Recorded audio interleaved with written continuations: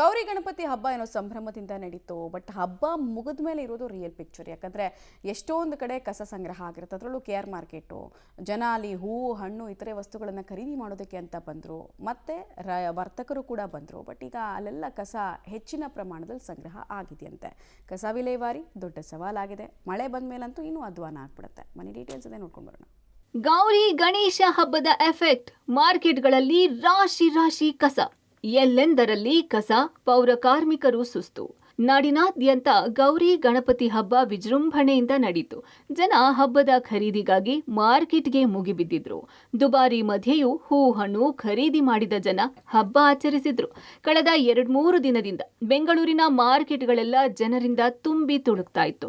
ಹಬ್ಬ ಮುಗಿದ ಮೇಲೆ ಮಾರ್ಕೆಟ್ಗಳಲ್ಲಿ ರಾಶಿ ರಾಶಿ ಕಸ ಕಾಣ್ತಿದೆ. ನಗರದ KR ಮಾರ್ಕೆಟ್, ಗಾಂಧಿ ಬಜಾರ್, ಮಲ್ಲೇಶ್ವರಂ ಸೇರಿದಂತೆ ಜನರ ಖರೀದಿ ಭರಾಟೆ ಜೋರಾಗಿತ್ತು. ಈ ಹಿನ್ನೆಲೆ ಬೆಂಗಳೂರಲ್ಲಿ ತ್ಯಾಜ್ಯದ ಪ್ರಮಾಣ ಭಾರಿ ಪ್ರಮಾಣದಲ್ಲಿ ಹೆಚ್ಚಳವಾಗಿದೆ. ಅದರಲ್ಲೂ ಮಾರ್ಕೆಟ್ಗಳಲ್ಲಿ ಎತ್ತ ನೋಡಿದರತ್ತ ರಾಶಿ ರಾಶಿ ಕಸ ಕಾಣುತ್ತಿದೆ. ಬೆಂಗಳೂರಿಗರು ಅತಿ ಹೆಚ್ಚು ಬರುವ ಮಾರ್ಕೆಟ್ ಅಂದ್ರೆ ಅದು KR ಮಾರ್ಕೆಟ್. ಹಬ್ಬಗಳು ಬಂತು ಅಂದ್ರೆ ಸಾಕು, ಲಕ್ಷಾಂತರ ಜನ ಮಾರ್ಕೆಟ್ಗೆ ಬಂದು ವ್ಯಾಪಾರ ಮಾಡ್ತಾರೆ.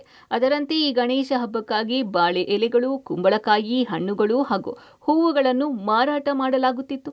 ಮಾರಾಟವಾಗದ ವಸ್ತುಗಳನ್ನು ಮಾರಾಟಗಾರರು ಸ್ಥಳದಲ್ಲಿಯೇ ಬಿಟ್ಟು ಹೋಗಿದ್ದಾರೆ. ಇದರಿಂದ ತ್ಯಾಜ್ಯ ಹೆಚ್ಚಾಗಿದೆ.